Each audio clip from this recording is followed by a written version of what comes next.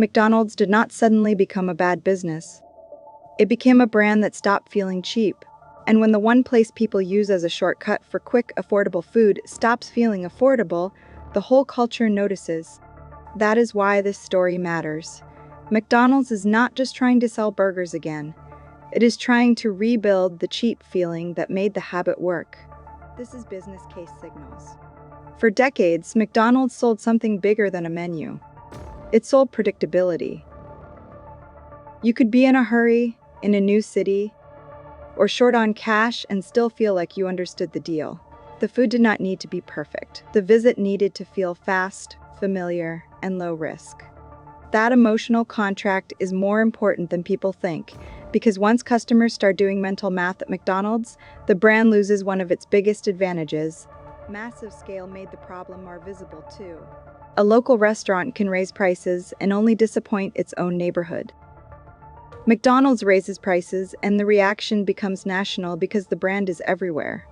Size turns every pricing move into a public signal about what normal everyday food is supposed to cost. That means McDonald's does not just manage menus, it manages expectations at population scale. After the inflation shock, restaurant prices climbed across the economy. McDonald's was not alone. But McDonald's had a different problem. Its identity was built around convenience and value, so price pressure hit the brand at the level of trust, not just cost.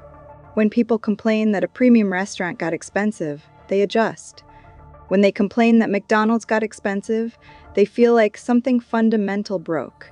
That is what turned a pricing issue into a strategy issue. That is also why Chris Kempczynski going viral mattered. The story was never just about one quote or one bad headline. McDonald's had become a symbol for a wider feeling that everyday life was getting harder to justify. If even the place people associate with cheap, easy food starts to feel questionable, then the problem no longer looks local. It starts to look systemic. McDonald's responded by making value visible again, not just talking about it. In April 2026, the company announced a new under $3 menu and a $4 breakfast meal deal inside McValue. It framed the move as more choice, more flexibility, and meals that fit the day and the budget. That language matters because the company was not just defending price, it was defending permission. It wanted customers to feel okay choosing McDonald's again, without second-guessing the total. A big reason these offers matter is that they create price anchors people can remember without opening an app. Under $3, $4 breakfast, $5 meal, $8 Big Mac meal. Those are simple mental handles, not fuzzy marketing language. For a brand under value pressure, clarity can be more powerful than creativity. McDonald's does not need customers to admire the offer. It needs them to stop hesitating. The company also celebrated the return of extra value meals, including a $5 sausage McMuffin with egg meal and an $8 Big Mac meal. That tells you the brand understood the real problem. Customers were not looking for abstract promises about affordability. They wanted simple, visible offers they could recognize instantly. In other words, McDonald's had to turn value back into a product.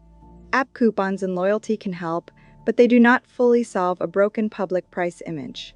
If the visible board feels wrong, private discounts inside an app can look like a workaround instead of a fix.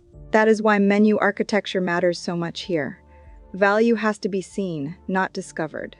McDonald's needed the answer to live in the open, where people make the emotional decision about whether the stop still feels worth it. There's also a hard operating tension underneath all of this. Value is easy to promise from headquarters and harder to deliver across a giant franchise system that still has to protect margins, labor costs, and local economics. That is why franchise language and the rollout mattered too. Scott Roderick said value at McDonald's is not a moment. It is a journey the system has been building over time. Translation: the company cannot fix the cheap feeling with one stunt. The whole system has to support it. By the fourth quarter of 2025, McDonald's said the strategy was already helping. In its official results, the company said, quote, McDonald's value leadership is working, and said it had improved traffic and strengthened value and affordability scores. The same release said global comparable sales rose 5.7% in the quarter, while the US rose 6.8%. Those numbers do not prove the problem is solved, but they do show something important. When the cheat feeling starts to come back, traffic comes back with it. McDonald's also matters because people use it as a benchmark for everyday affordability. They may not track commodity prices or franchise margins, but they know when a meal that used to feel easy suddenly feels like a little test. That makes McDonald's unusually exposed to national mood shifts. When the brand feels off, customers start reading the whole economy through it. This is the deeper business lesson. Fast food is not only about food quality or menu innovation, it is about how much thought the purchase requires. A brand like McDonald's wins when the customer does not pause. The second the visit turns into a mini financial decision, the habit weakens. That is why value is not a side promotion for McDonald's. It is part of the operating system. If the company has to keep rebuilding that feeling, it means the margin story and the habit story are now tied together much more tightly. That is why a real McDonald's recovery is not just more revenue. It is a return to low-thought purchasing, where people pull in almost on autopilot because the brand still feels safe for their budget. If McDonald's has to keep shocking customers with temporary deals just to hold traffic, the reset is weaker than it looks. The stronger outcome is simpler. The value architecture becomes normal again, and the habit starts working without drama. And this is where the story becomes useful beyond McDonald's. Any brand built on routine, convenience, and trust can drift into danger if customers stop feeling safe saying yes automatically. The warning sign is not always collapsing revenue. Sometimes it is the moment a brand that once felt easy starts feeling like homework. That is when management has to spend real effort just to restore the old default. The companies that notice this early can rebuild the feeling before the habit fully breaks. The ones that notice late end up discounting harder, explaining more, and defending a trust problem they created slowly. So McDonald's did not forget how to sell burgers. It lost the emotion that made the sale frictionless.